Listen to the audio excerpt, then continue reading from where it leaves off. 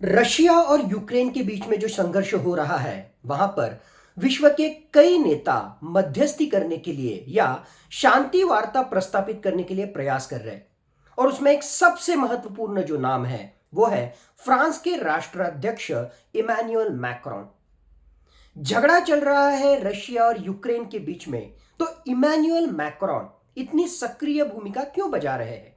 अगर सचमुच में हमें देखना है कि फ्रांस के राष्ट्राध्यक्ष इमैनुअल मैक्रोन रशिया और यूक्रेन के बीच में का जो संघर्ष है उसमें शांति वार्ता कैसे प्रस्तापित हो, इसके लिए अगर प्रयत्नरत है तो उसके पीछे चार महत्वपूर्ण कारण है।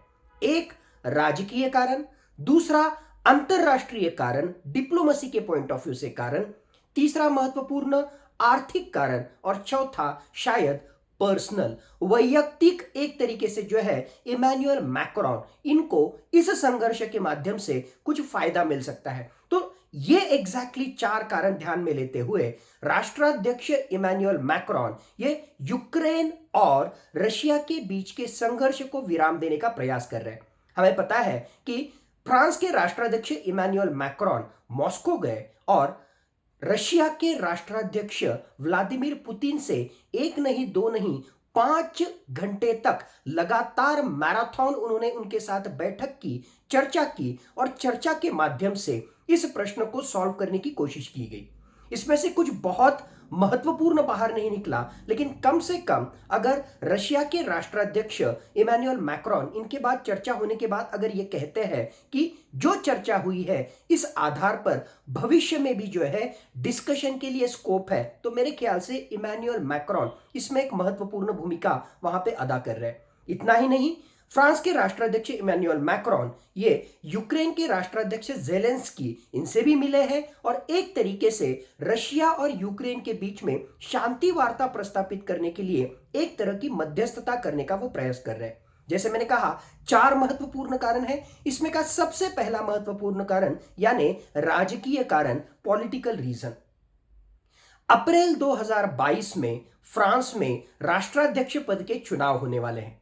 एक तरीके से अगर पिछला कुछ समय हमने राष्ट्राध्यक्ष इमैनुअल मैक्रोन इनके बारे में देखा तो उनका पॉपुलैरिटी वोट एक तरीके से जनमत में जो है वो थोड़ी सी उनकी जो है पीछे पीछे वो वहां पे चल रहे हैं। और हमेशा अगर पूरे विश्व में इमैनुअल मैक्रोन एक महत्वपूर्ण नेता बोलकर इमर्ज होते हैं तो उसका फायदा उनको राजकारण में, उसका फायदा उनको अप्रैल 2022 में फ्रांस में होने वाले राष्ट्राध्यक्ष के चुनाव में भी हो सकता है। और उसको ध्यान में लेते हुए पूरी तरीके से रशिया और यूक्रेन संघर्ष में अपना डिप्लोमैटिक दांवपेच एक तरीके से जो है विश्व में खुद को प्रोजेक्शन करने का पूरा प्रयास राष्ट्राध्यक्ष इमैनुअल मैक्रोन कर रहे हैं। सो पहला एंगल, अप्रैल 2022 में होने वाले फ्रांस में के चुनाव, इसकी वजह से इमैनुअल मैक्रोन इनका ये सारा प्रयास चल रहा है। दूसरा महत्वपूर्ण कारण डिप्लोमेसी के एंगल से, इंटरनेशनल सिनेरियो के एंगल से। अगर हम देखेंगे तो पिछले कई सालों में यूरोप की अगर हम बात करते हैं, यूरोपियन यूनियन की अगर हम बात करते हैं, तो यूरोपियन यूनियन में जर्मनी के उस वक्त चांसलर जो थे एंजेला मर्केल, या जब ब्रिटेन यूरोपियन यूनियन का हिस्सा था, जैसे हम जानते हैं यूरोपियन यूनियन उस वक्त 28 राष्ट्रों का समूह था जिसमें ब्रिटेन भी एक हिस्सा था, लेकिन अब Britain Brexit, Britain exit, Britain जो है यूरोपियन यूनियन से निकल गया है और अभी सिर्फ 27 राष्ट्र इस यूरोपियन यूनियन में है।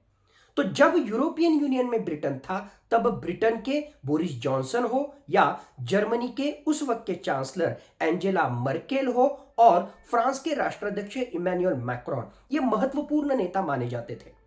अब पिछले कुछ महीनों की अगर हमने जो है सारी हिस्ट्री वहां पे देखी तो हमें पता है अब जर्मनी के चांसलर एंजेला मर्केल राजकीय निवृत्ति एक तरीके से जो है वो राजकारण से बाहर हट गए हैं और अभी जर्मनी में ओलाफ शोल्ज ये जर्मनी के चांसलर है। एक तरीके से उनको इनविजिबल चांसलर कहा जाता है क्योंकि उतने बड़े पैमाने पर अंतरराष्ट्रीय स्तर पर उनकी छवि नहीं है या वो वहां पे दिखते नहीं है। और रशिया और यूक्रेन के संघर्ष में भी बहुत फर्म भूमिका जर्मनी ने अब तक नहीं रखी है, यानी एक तरीके से जर्मनी का इन्फ्लुएंस एक तरीके से जर्मनी के चांसलर का लीडरशिप यूरोपियन यूनियन को जो मिलता था, यूरोपियन राष्ट्रों को जो मिलता था, वो वैक्यूम कहीं ना कहीं तैयार हुई है। ब्रेग्जिट की वजह से ब्रिटेन यूरोपियन यूनियन से बाहर निकला है, तो वहां पे बोरिस जॉनसन का यूरोपियन यूनियन में कुछ काम नहीं। यानी अब यूरोपियन राष्ट्रों का नेता, यूरोपियन राष्ट्रों की लीडरशिप लेने का चांस अगर किसी के पास है तो वो है फ्रांस के राष्ट्राध्यक्ष इमैनुअल मैक्रोन। और जब एक तरफ रशिया है, दूसरे तरफ नाटो या यूरोपियन राष्ट्र है, तो इन यूरोपियन राष्ट्रों का नेतृत्व करने के लिए इससे बेहतर कोई और अपॉर्चुनिटी राष्ट्राध्यक्ष इमैनुअल मैक्रोन इनको नहीं मिल सकती है। और उसी का फायदा लेने के लिए एक तरीके से अंतरराष्ट्रीय स्तर पर यूरोपियन लीडर बोलकर इमर्ज होने के लिए, रशिया और यूक्रेन के बीच में शांति वार्ता प्रस्तापित करने के लिए, डिप्लोमेसी के माध्यम से एक तरीके से अपने नेतृत्व को उभारने के लिए राष्ट्राध्यक्ष इमैनुअल मैक्रोन इसका फायदा लेने की कोशिश कर रहे हैं। यानी खुद का राष्ट्राध्यक्ष पद का चुनाव राजकीय कारण, अंतरराष्ट्रीय स्तर पर डिप्लोमेसी के माध्यम से एक तरीके से यूरोपियन राष्ट्रों का नेतृत्व करने के लिए जो एक मौका है, उस मौके का फायदा लेने की कोशिश, यानी अंतरराष्ट्रीय कारण। और तीसरा महत्वपूर्ण कारण आर्थिक कारण। अगर सचमुच में इस तरह की शांति वार्ता प्रस्तापित नहीं होती है और अगर रशिया यूक्रेन के ऊपर हमला कर देता है, तो बहुत पैमाने पर यूरोप का इसमें नुकसान है। क्यों?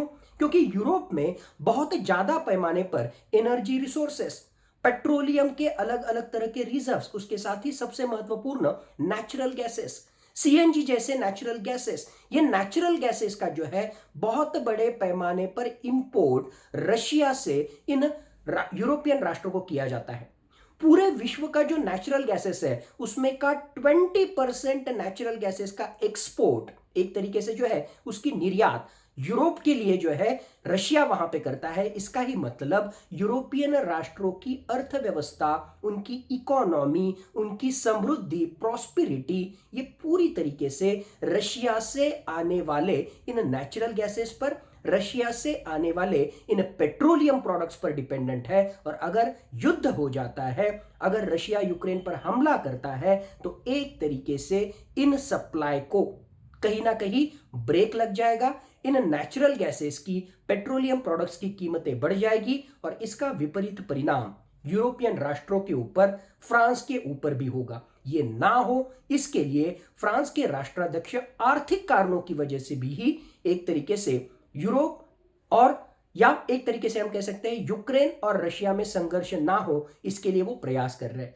यानी राजकीय कारण, अंतरराष्ट्रीय कारण, आर्थिक कारण, ये सारे महत्वपूर्ण कारण हैं जिसकी वजह से फ्रांस के राष्ट्राध्यक्ष इमैनुअल मैक्रोन शांति वार्ता प्रस्तापित करने के लिए प्रयास कर रहे हैं। और लास्ट बट उतना ही महत्वपूर्ण, एक तरीके से जो है राष्ट्राध्यक्ष इमैनुअल मैक्रोन का भी इसमें जो है पर्सनल हित छुपा हुआ है। अगर सचमुच में वो सक्सेसफुल होते हैं, यूरोप और रशिया इनके बीच में जो दूरियां बढ़ रही है उसको कम करने के लिए, रशिया और यूक्रेन के बीच में का युद्ध डिप्लोमेसी के माध्यम से टालने के लिए अगर इमैनुअल मैक्रोन महत्वपूर्ण भूमिका वहां पे अदा करते हैं, तो भविष्य में नोबेल प्राइज फॉर पीस, इसके सबसे बड़े दावेदार इमैनुअल मैक्रोन इमर्ज हो सकते हैं। यानी अंतरराष्ट्रीय स्तर पर अपनी छवि बनाने के लिए, नोबेल प्राइज फॉर पीस का एक दावेदार बनने के लिए अगेन ये एक बेहतरीन मौका है।